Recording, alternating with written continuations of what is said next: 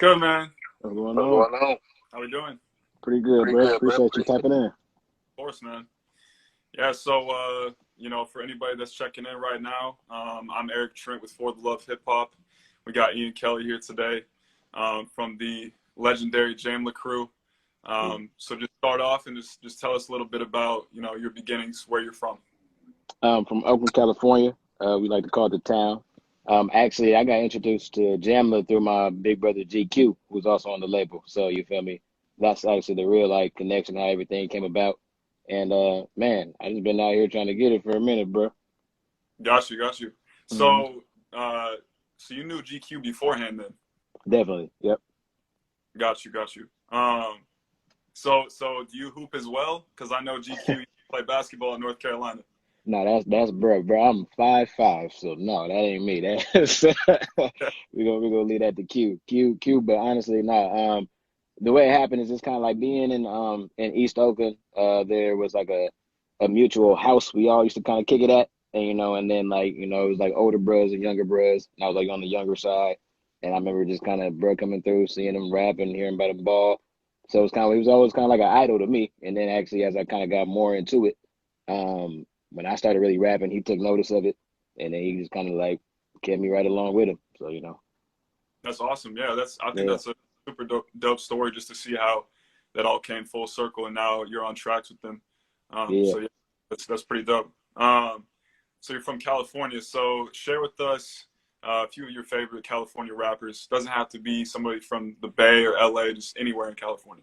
Oh, I got a list of them. Well, man, like K-Dot, like Kendrick. Rest in peace, Nip. We can go old school real quick. E42 Short. Who else can I throw out? DJ Clue, one of my favorites for sure. We could go on. We can go a lot with this. I'm gonna stop there. For now. And then I don't really have a top five, honestly. Certain artists kind of hit me at certain moments. Like when it comes to California. But if we talk about an all time, it varies. I think, of course, you would be able to say better than anybody. A lot of people that aren't from the West Coast, especially if they're not really, tuned in to what's going on over there, they might think, oh, LA just has one sound, or, they just got like the G-Funk style and that's it. But, especially being from Oakland, I'm sure you get to hear just all types of different stuff, got the hyphy movement, got all types of different like subcultures, even just in the state of California.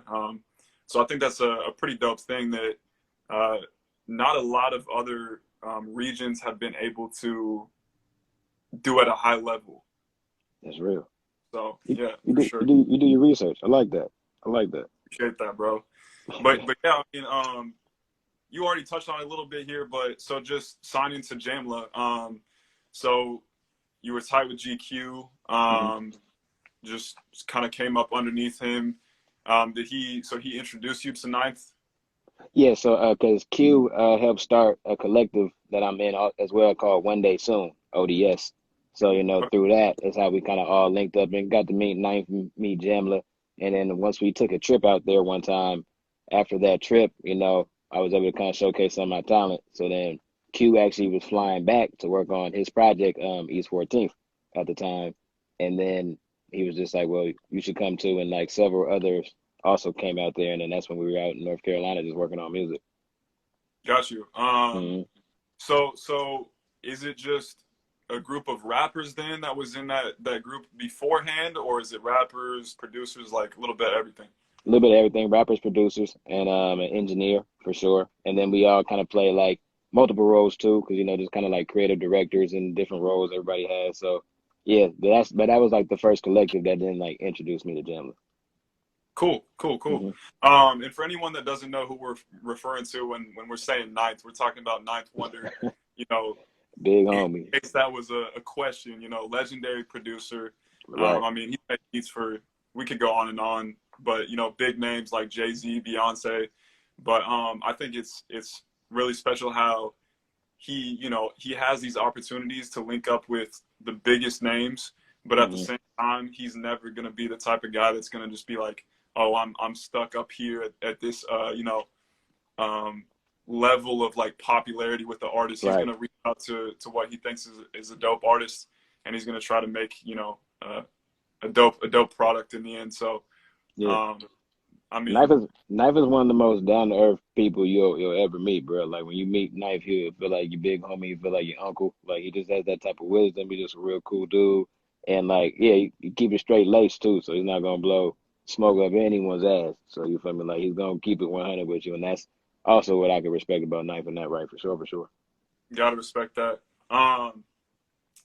And so yesterday I threw out a little, you know, one of those little question things on my story just to have people stop in and ask questions that they had as well. And one of those questions for you was, so what type of advice has Ninth Wonder given you, just about being a newer artist, industry wise? Um, Honestly, find your voice and know who you are within yourself, and honestly, that will help you out industry wise. Because when you know who you are within what you're doing, you feel me? You don't got to try to guess or try to go more than outside the lines of who you are. So I think that was kind of some of the best advice. And then honestly, and then other advice would be kind of more musical advice, just kind of teaching me things how to use my voice, different things like that. Got you. Hmm. Another one we had was, do you have any songs with Rhapsody in the vault? Everybody asked that question. Yeah, I got a song with rap in the vault. Cool, cool. Hmm. And this was just a big question for me because, uh, you know, along with you, GQ, Ruben Vincent, Heather Victoria, Rhapsody, of course, um, Jamla has the Soul Council, which is the production team, Hmm. and one of the members is Crisis, and he is my favorite producer. Um, you know, I found out about him a handful of years ago. I think one of the first beats I heard from him would have been the grind off of uh, Master Ace's album, A Long Hot Hmm. Summer, and that beat was just crazy to me. I went back and Crisis. checked out more of his stuff, and I was just wondering, just because like I haven't been able to get a hold of like physical music of yours to check the credits. Have you rapped over a beat of his before? Like that got released at least to like streaming platforms and stuff like that? Oh yeah, my project before this one, Champion, Right. had a couple beats. I want to say from Crisis on it for sure, for sure. Dope, dope. Also, shout out Swank and King Draft too. When you start listing all the artists, we forgot them real quick. Want to make sure my brothers get some love. That's right. That's right. No, they how long ago was that they linked up with Jamla as well? Maybe like Mm, 2 years ago. yeah, I want to say so. Don't let me exactly time clock on that one, but I want to say like yeah, 2 years ago. I want to say about now. Got you. Yeah. Hmm. They had an EP together, correct? Yeah. Yeah, I always forget the name of it, but nah, you're right. You're right. Thanks for correcting me on that. Oh no, Um, you just got to spread the love, man. Make sure everybody gets some time. That's all. got you. Mm-hmm. Um, so I added you onto my own version of the freshman list last year. Um, so salute to that for sure. And I was just wondering, you know, of course you had the new EP Kells Is Dead, which dropped late January. But besides that, what have you been up to musically since last year, and just in your own personal life? Like any big changes? The major shift I want to say is that so I moved from North Carolina back to Oakland because I was living in North Carolina for 3 years. So and once I came out here, I got with a rap collective. In a sense, you could kind of compare it to like the new Souls of Mischief of the Bay, where you Nice. know that's the type of, we're called Grand National collective of multiple artists. So you know if you actually go search Grand National, you'll find a bunch of music with me with there on that featuring on like a lot of songs. Man, bro, I'm always working. I'm not gonna lie to you. I got a bunch in the vault. So, you know, I got some other things in the works and then working on, you know, steadily working. I think about to go into album mode pretty soon. So you feel me? Like I just like to stay working, bro. And then I got some other videos in the vault that I'm about to drop from the project. So we loaded up, man. We loaded up. And Let's see I what mean, that. I think it's cool that that you said it was similar to Souls of Mischief because, you know, hieroglyphics. Even though I'm from Mm-hmm. Kansas, hieroglyphics to me like they're top 5 rap groups for me personally. So Real that, one. that Real for one. Give some sure, love for that. Yeah. that Yeah. makes me excited because, you know, that gives me something to go off of before I've even hit play. So I know that you know, it's just going to be authentic, you know, dope music regardless. So I'll definitely be checking for that for sure. Definitely. You'll love it. So you got the new project, Kells Is Dead. Share Mm-hmm. with us just the um, differences, if any, between Champion and Kells Is Dead.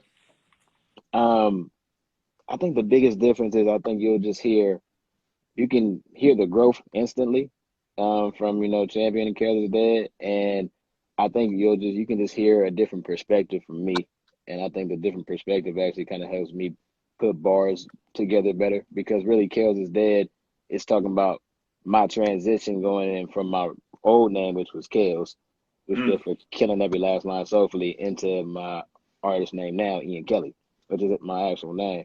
And throughout that whole transition, there's a lot of transitions in my life along with that name change. So for that's sure. like the biggest difference. You can kind of feel even more of the story within Kills Is Dead. Champion for sure was like me, but I feel like this one I kind of curated a little bit better, stronger for Kills Is Dead versus Champion. Just like a deeper dive into just your story. Hmm. Got you. Um, Now, this is just curiosity from a fan's perspective. I was Hmm. looking at Jamla's Instagram page when they posted your album. Right. And I mean, to me, I would categorize it as an album, but I looked at the credits on like the second slide, and at the bottom it said, Kells Is Dead is an EP by Ian Kelly, produced by Eric G. Salute to Hmm. Eric G. Quick as well, another dope producer that's in the Soul Council. My guy. Um, but I was just wondering, like, what you thought the difference was between that and like, or just what came down to deciding to call it an EP, or do you consider it to be an EP or an album? So initially, it really was supposed to be a EP with me and Eric, and then after I got on Zion 5 with Ninth, we decided we wanted to take one of those and put that on the Right? project, and then honestly, Better was actually on Champion as well, but he was just like, well, let's get another run because it's still a good song. So we were like, okay, and so we like recharged it up real quick and then put that to Kills Is Dead. So once we did that, I you know what? Titles are so nowadays. So I really just call it a project. But to be real, I didn't really see it as my album just yet. So I would just call it an EP or a project. Cool, cool, yeah. Hmm. Um, I appreciate you clearing that up and just being honest, because a lot of artists will try to tiptoe around it and just say like, oh well, it's just a mixtape, or something silly like that. But nah, like not at all. No, And you hear it in the quality with the music as well. It's not, it could very well be, you know an album. So I like right. that, just the way that you broke that down. And it's actually funny too because I had the same questions about Better, and One Time, I believe it was, that was on Hmm. the Zion album as well, and that was one of my favorite songs from 2020. Like, no Hey, let's question. It go. was short. I wish there could have been another verse on there, but it was dope, man. But when I tell you, all right, so Zion 5, Ninth had told me before, like several weeks before, he wanted me on it. And then I was asking Big Homie for the beats. And then he finally gave me the beats, and I had to get it back to him within like less than a week. So that's like the only reason why I was just like, okay, we're going to he said, just give me verses. So I was like, okay. Hmm. No, I mean, and so how many of his albums have you been on now? Just his personal albums where it's just his beats and just rappers, That was my, spitting verse. that was my That was, first one. Hmm. that's awesome. Um, so if you had one producer and one artist, just this is just dream collab, just anybody, doesn't matter if they're past, they're still rapping, doesn't matter. One Okay. producer, one artist. Um, it could even be an R&B singer, somebody to sing a hook, anything. Hmm. If you had to do one song with both, just one producer and one artist, who would it be? Dilla would be the producer. Mm, Mm, It's a tough one. it is because you said artists, Especially and there's making so many damn artists. I could go so many ways with this, bro. All right, I'm gonna take Dilla and Aaliyah. wow, Hmm. man, that would be crazy. And yep, and Nah, we're gonna flip it and make something crazy. Yep. for sure, for sure. You think what if you had to have some like legendary like Morgan Freeman type somebody like that to give like an outro? Can you think of somebody like that that could just give you some like real, you know, Hey, moving end of a track? you know who I would have do it? You're gonna laugh. The same dude that did the intro to my project, I would have him do it. Champ Green, my homie Champ Green. He has so many. He's from Oakland, California, and just the way we get down and talk out here, you know, we just call it isms. So he has so many isms Mm. and so much stuff that he says. It's just like, yeah, he could do the intro and outro for sure, for sure. My man over here said Denzel. Nah, for sure, that would be nuts. Nah, No, so the guy that did the intro on Kells Is Dead, so that's just a friend of yours or yeah, he's also a fellow artist by the way. By the way, so his name is Champ Green. He's also in my collective I told you about. In the collective I'm in called Grand National. and so with that crew, do you guys have any music that is on like streaming platforms, anything like that yet? Oh yeah, it's all on yeah, all streaming platforms. Honestly, yep. Oh, I'm gonna definitely check that out like as soon as this is over for sure, and I'll let you know what I think. So the only thing is when you spell the national part instead of an A, it's an X in the national. There you Got you. go. Mhm. Um, and actually, I meant to ask you this earlier. So I believe it was called The Passionate. Yeah. Um, so I was going back and I was listening to some of your older stuff on YouTube, and I Mhm. saw that you had a song called The Passionate as well that came out probably 7, 8 years ago.